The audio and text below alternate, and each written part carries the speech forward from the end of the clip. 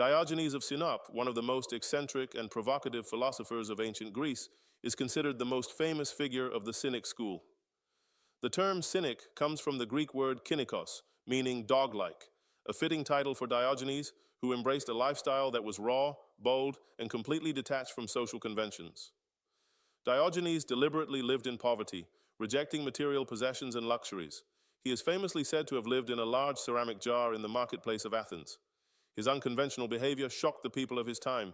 He begged for food, slept outdoors, and publicly performed acts that polite society considered shameful, all to prove that social rules were artificial and meaningless. One of the most well-known stories about Diogenes is his encounter with Alexander the Great.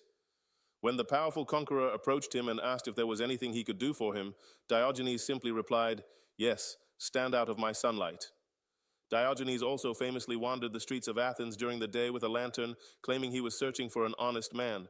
This symbolic act was a critique of the moral corruption he saw around him.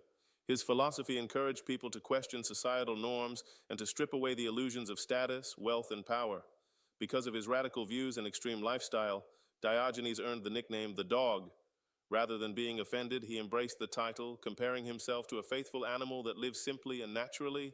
Even today, Diogenes remains a symbol of fearless honesty and radical simplicity, challenging us to reconsider what truly matters in life. Jean-Jacques Rousseau, the influential 18th century philosopher and writer, was known for his groundbreaking ideas about education, society, and political theory. However, beyond his philosophical achievements, Rousseau had a peculiar and little-known hobby.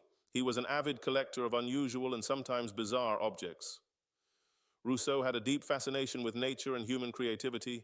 This belief inspired him to collect a wide variety of items such as rare plant specimens, oddly shaped stones, shells, and even unusual trinkets he found during his walks.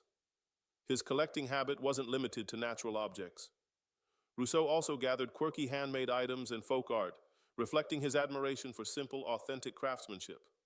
Some of Rousseau's contemporaries viewed this behavior as eccentric, even obsessive.